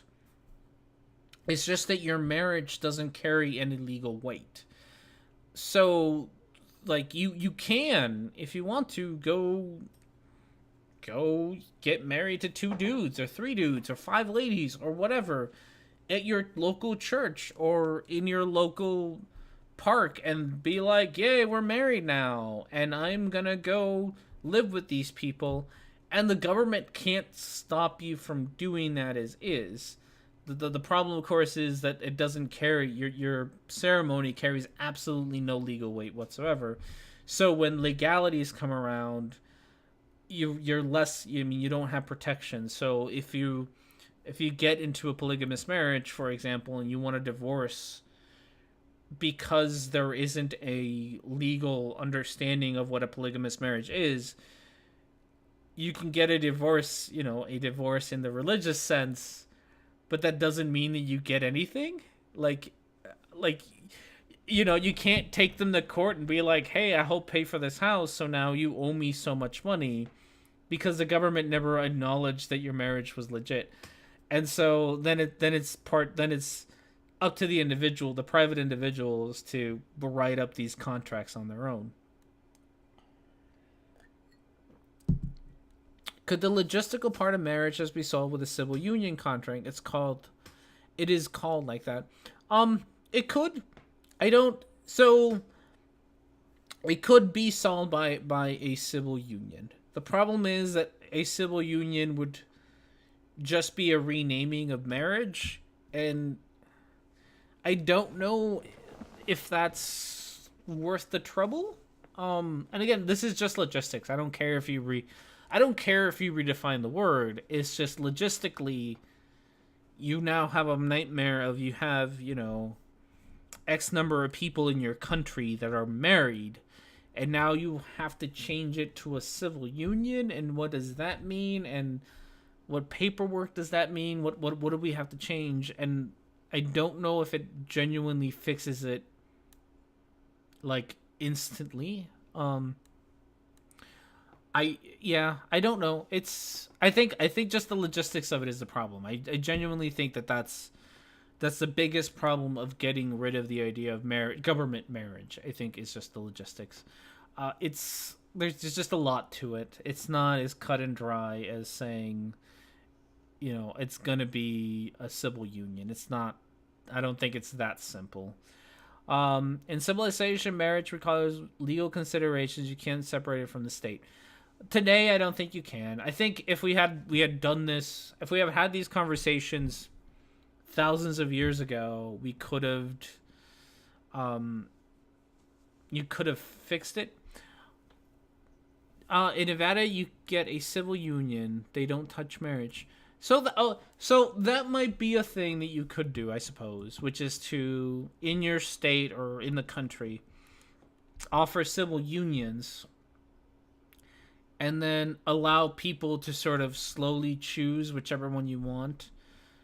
And they might eventually start, going for civil union rather than marriages. Because I would genuinely be okay if marriage was a ceremonial thing, either a religious or secular ceremonial thing. Like,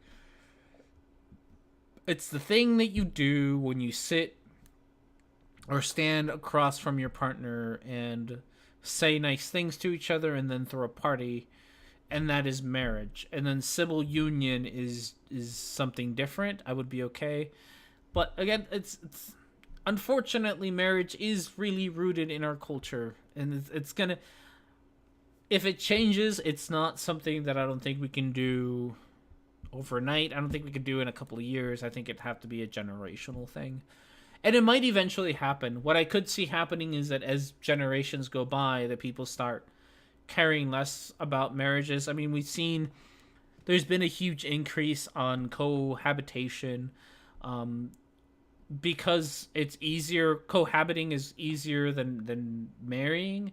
Just living with another person and having this verbal understanding about what the other person's responsibilities are is easier than going through the marriage process. So we have seen both an increase and an acceptance of that kind of relationship.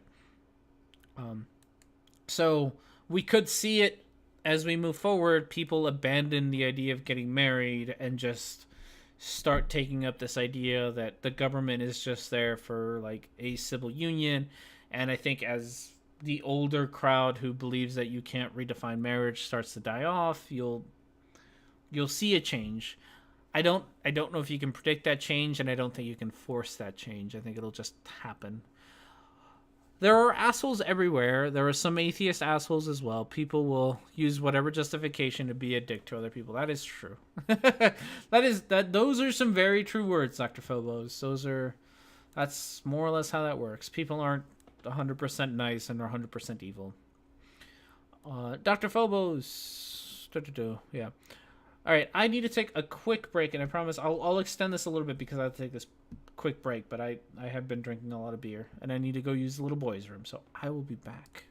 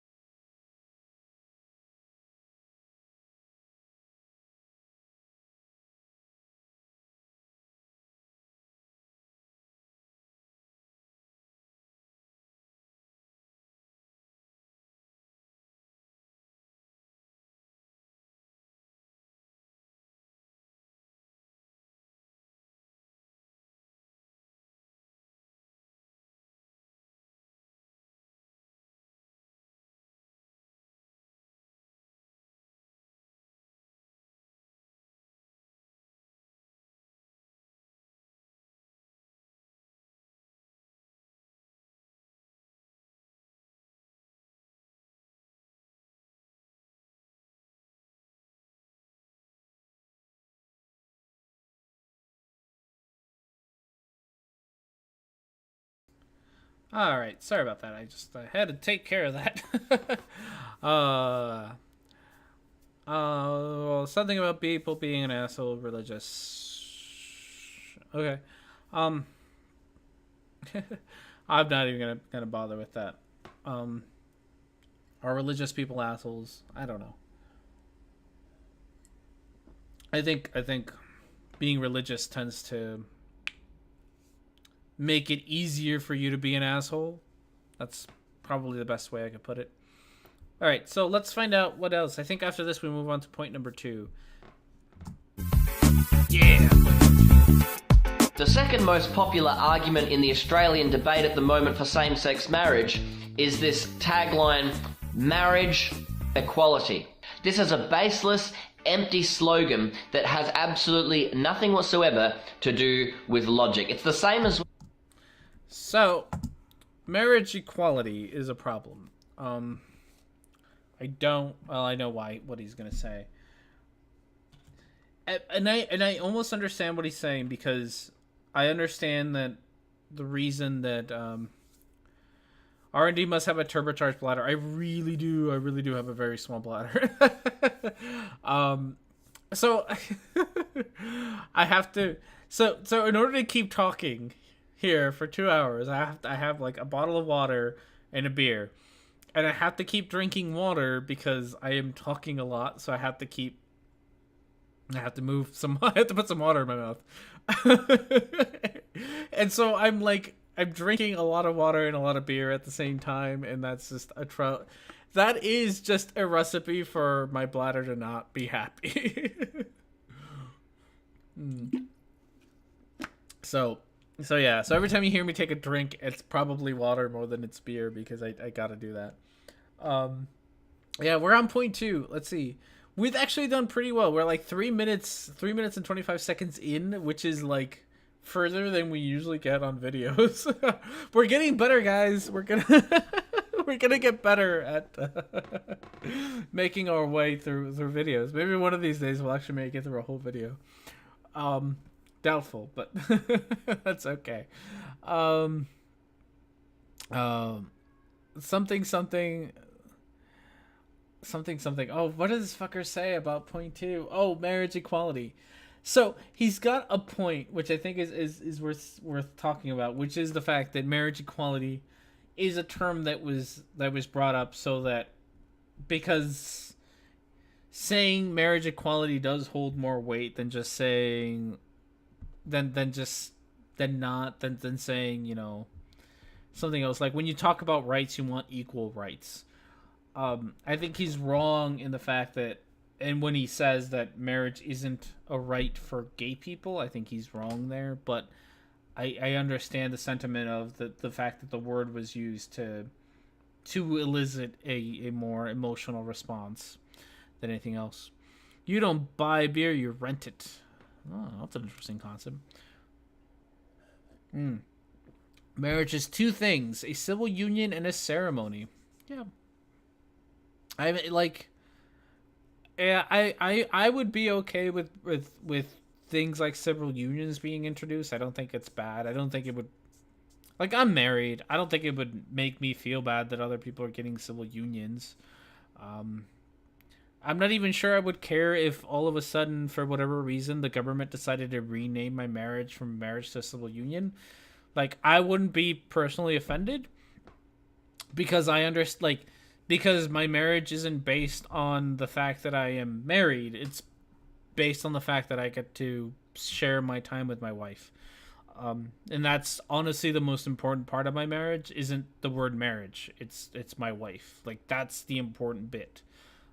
So if for whatever reason the U.S. government said, you guys are no longer married, you're now in a civil union, I don't think I would throw a fit, because just making me have to say something different when I go to the hospital or whatever isn't going to change what my wife and I have done, isn't going to change the ceremony, isn't going to change the memory that we have. Like, that is separate from whatever word we used in the first place. I had this conversation a bit ago, sort of similar conversation. is that when I was getting married, and when I was talking about getting married like 2 years ago, I I was talking to a teacher, and she was, we were talking, and she asked, hey, are you gonna have a priest do it, or are you gonna have it at church? And I was like, no, I'm an atheist. We're not doing this at a church. Bye, Billy. Thanks for stopping by, dude. I appreciate it.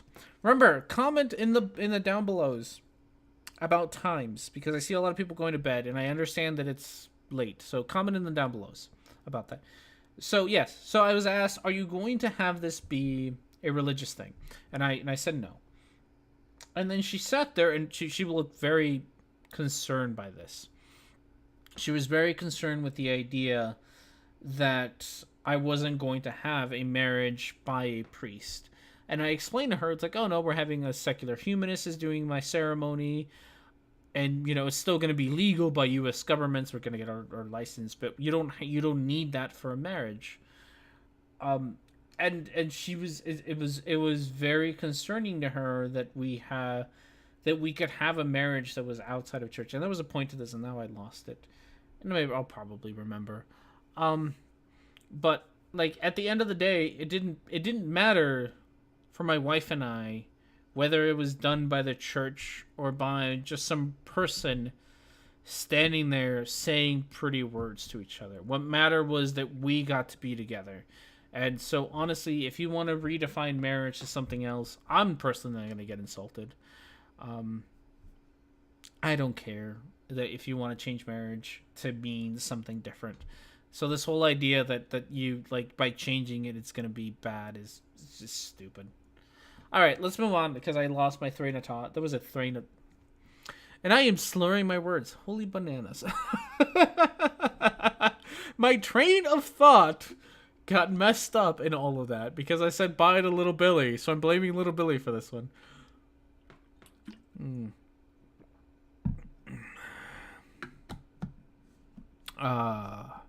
My sister was the officiator at my brother's wedding. Yeah, I've had a couple of other my friends got married the same year I did, and the bride's brother was the officiator.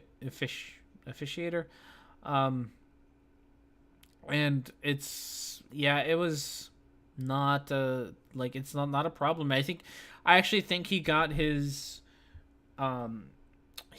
license, or whatever process you have to go through. I don't think it's the license, it's something else. But he got the power to be able to officiate specifically for that wedding. Like, he doesn't do weddings for, like, that's not a thing that he does, but he got it so that he could officiate his sister's wedding. I thought that was kind of cool. So I thought that was neat. No, I'm gonna blame you. I'm blaming you, Little Billy. Blaming you. All right. Let's see if we can get a little bit through more too from this guy. Oh my goodness, I'm so drunk. You guys are the worst.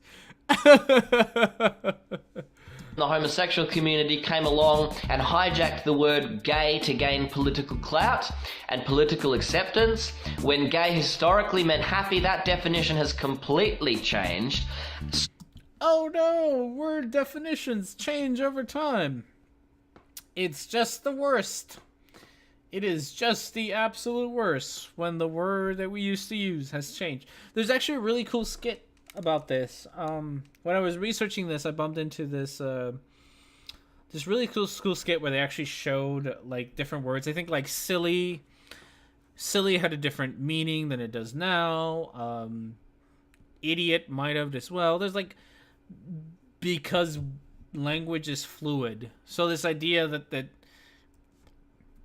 you can't change the meaning of a word is stupid.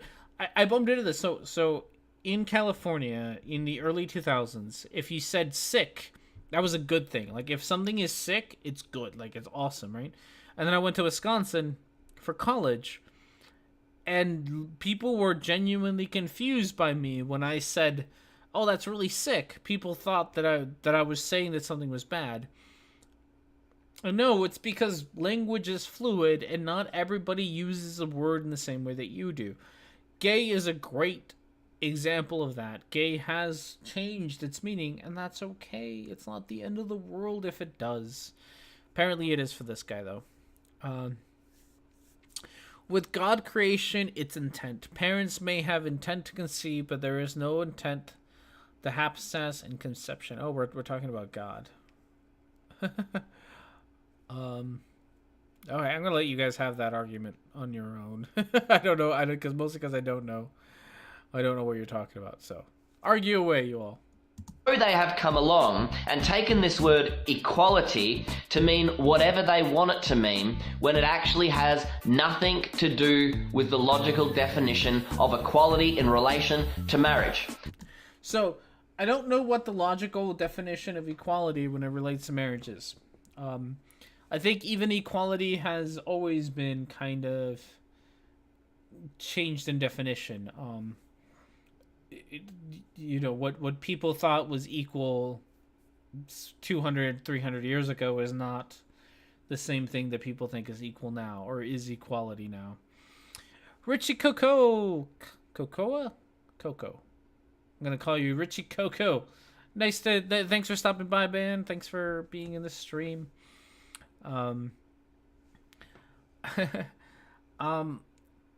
Yeah, the equality is one of those words. Like, I have to agree with him. It is one of those words. It's sort of, it's not ill-defined. It's just that it changes meaning. Like, what is called equal now would not have been equal back then. And I think so. So he says it in a little bit. Maybe I should let him say it, and then I'll bring up my example. Let me explain. All Australians have the right to marry the opposite sex. So, according to him, that is equality. And equality for him means that all Australians can marry somebody of the opposite sex.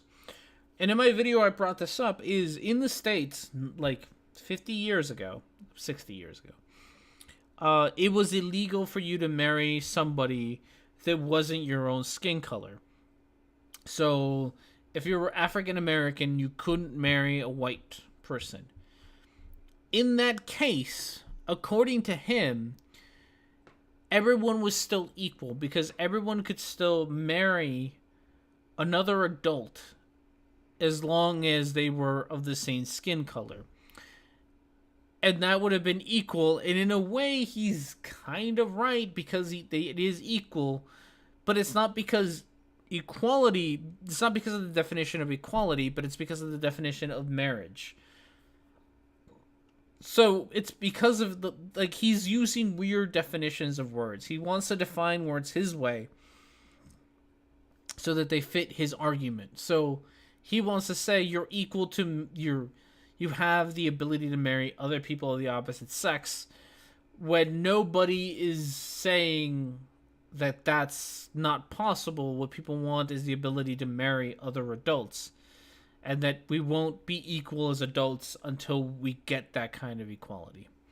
So he's messing with definitions to fit his own narrative. All right, so we will be calling it an end there. Yes, we will. All right, we're going to call it an end there. We got through a lot of this. Hey, Jerome, thanks for showing up.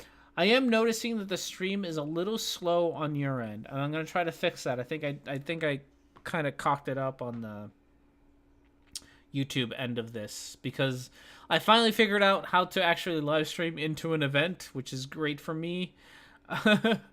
But I kind of cocked it up in the I cocked it up, so I'm gonna have to try to fix it because it's not, OBS isn't matching YouTube.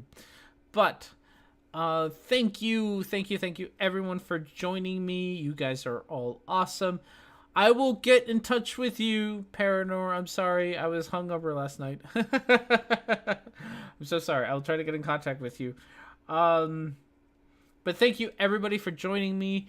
Remember to follow me on the Twitter, subscribe to me if you want to see more of this. And I have a Patreon. Please, if you want to become a patron, all patron support will go straight back into trying to improve my videos. It won't go to me buying things for myself. It's all going back to my content. But thank you, everyone, and you all have yourselves a great night. I will see you all next time.